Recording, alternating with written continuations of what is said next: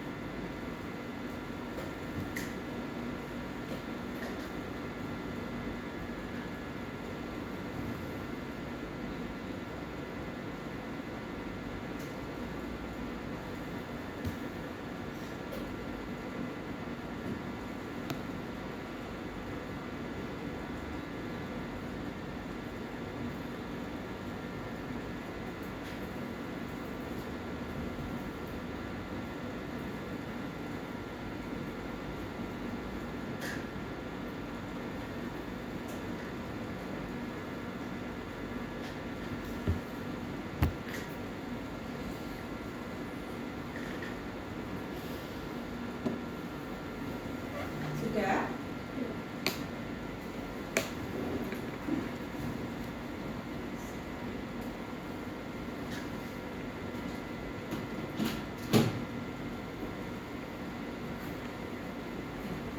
Oke. Ini dengan data yang sama. Kalau ini tadi saya analisis ya. Tadi kan kita sudah masuk di GRM multivariate ya. Saya akan cuma nambah ke bawah kan ya, nggak nambah variabel lagi sama sekali kan ya. Kalau sudah seperti ini saya run itu ya sudah langsung. Ini kan datanya tetap toh, cuma nambah ini saja tadi ya. Saya ukir langsung ya.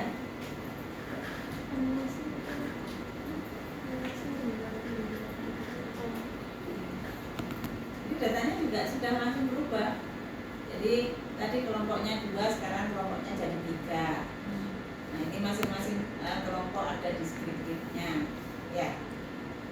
Masing-masing ada deskriptifnya. Kemudian box testnya juga sudah keluar ya. Box testnya sudah keluar, ada angkanya juga 0,209. Nah, berarti masih mungkin apa hidrogen ini? Mungkin ya. Ya. 0,209. Dan di sana signifikansinya 0,05. Kita tuh selalu ngomong 5%, sehingga cakup bayi yang di otak kita itu kalau 5% itu 0,05 kan gitu ya. 0,05 dia lebih gede, D berarti H0-nya di 5, berarti mungkin. Belum saya ke bawah. Nah, ini sekarang ada sedikit perbedaan untuk bacanya. Saya nggak baca Hotling T lagi kan? Kenapa? Karena ada 3 kelompok. Pokoknya 3 sekarang kan. Nah, jadi saya akan baca, kalau tidak weak lambda, saya akan baca Roy Roach. Tapi yang biasa lebih umum dipakai itu adalah weak lambda. Jadi saya akan membaca weak lambda-nya. Boleh, nanti silakan baca buku multivariate. Hampir semua dia akan menggunakan weak lambda. Ya. Kalau multivariate-nya lengkap, dia akan mengeluarkan lengkap. Tapi kalau multivariate-nya tidak terlalu lengkap, nah itu berarti yang akan menggunakan weak lambda. Ini weak lambda-nya ya signifikan 0,000, berarti H0-nya ditolak, berarti ada perbedaan. Baru ini gambaran untuk reference testnya. Karena apa? Karena selalu kita akan melihat apa? Satu persatu, ya. Saya akan melihat per variate. Jadi setelah saya baca weak lambda-nya signifikan, baru saya jalan. Oh, signifikan ya. Oh iya, pengetahuannya juga signifikan, sikapnya signifikan, prakteknya signifikan. Ada kondisi mungkin weak lambda-nya itu signifikan, tapi mungkin ada salah satu varian yang tidak signifikan, itu bisa terjadi. Ya. Karena weak lambda itu kan gabungan dari kan ya, gabungan dari 3 varian tadi. Jadi mungkin ada varian yang kondisinya sebetulnya sama, tapi kondisi misalnya varian yang lainnya dia cenderung berbeda. Nah, itu nanti akan menyebabkan ada varian yang tidak signifikan, padahal weak lambda-nya signifikan. Itu bisa terjadi ya. Ya. Oke. Terus ini berarti dia sudah signifikan. Nah, karena tadi kita punya 3 kelompok, ya dikeluarkan sama dia post-hoc-nya. Post-hoc untuk siapa? Post-hoc-nya kebetulan kita pakai LSD, ada pengetahuan, sikap, praktek, keluar gitu. Ya. Untuk pengetahuan, oh ternyata ini ada yang tidak signifikan. Ini ada angka 0,139. Ya. Berarti antara apa ini? Antara kelompok 1 dan kelompok 3. Ya. Dia tidak signifikan karena angkanya 0,139. Dan ya, antara 3 dan 1 yang tidak signifikan kan begitu ya. Baru sekarang harusnya kita baca 1 itu adalah kelompok yang apa tadi? Mendapatkan penyuluhan kan gitu ya. Pak. Ini contoh soalnya tadi. Jadi 1 itu kelompok yang diberi penyuluhan. Kelompok yang kedua selain disuruh dia juga didampingi. Kelompok yang ketiga adalah kelompok kontrol. Nah, kalau kita baca hasilnya tadi, ya, semua tadi signifikan. Sekarang tinggal kita membacanya. Mungkin saya pakai LSD. Pakai LSD ini tampak ya, untuk pengetahuan ada sebuah nilai signifikansinya yang lebih besar dari 0,05. Berarti kalau lebih besar dari 0,05 berarti kan tidak berbeda kan? Dirunut. Mana yang tidak berbeda? Kelompok 1 biasanya kita membacanya itu dari kontrol. Kontrol itu ada di kelompok berapa? 3 ya. Nah, saya baca dari bawah 3 kelompok kontrol. Kelompok kontrol dengan kelompok 1 yang mendapatkan penyuluhan ternyata dia tidak berbeda. Tapi kelompok kontrol dengan kelompok 2 yang selain disuruh dia didampingi, dia berbeda. Kemudian kalau kelompok yang diberi penyuluhan sama kelompok yang didampingi, berarti 21 itu juga berbeda. Gitu. Ada mungkin cara nggak pakai LSD, kita pakai SPV deh. Kalau pakai SPV itu lebih gampang cara membacanya ya. Tidak harus satu-satu seperti itu. Coba saya mau ganti, saya nggak ganti apa-apa, saya cuma menambahkan ini, menambahkan untuk post-hoc-nya tadi. Saya pakai LSD dan saya pakai SPV ya. Ini saya tambahkan, saya continue, saya oke. Nah, ini kan lebih gampang bacanya. Nah, kalau di sini kan lebih kelihatan ya. Jadi untuk pengetahuan kelompok 1 dan kelompok 3 dia terletak dalam satu subset yang sama. Berarti kalau dia terletak dalam satu subset yang sama, dia kan sama kan ya. Jadi di sini terlihat untuk pengetahuan kelompok 3 dan kelompok 1 itu sama. Pengetahuannya sama-sama ada di angka 67 dan 71 dan ini tidak berbeda secara statistik. Tapi kalau kelompok 2 rata-ratanya ada di 81, dia berbeda dengan kelompok 1, kelompok subset 1 yang isinya antara 3 dan 1. Berarti kelompok yang disuluh dan diberi pendampingan berbeda dengan kelompok yang hanya diberi pendampingan penyuluhan saja dan berbeda dengan kelompok yang tidak diberi apa-apa.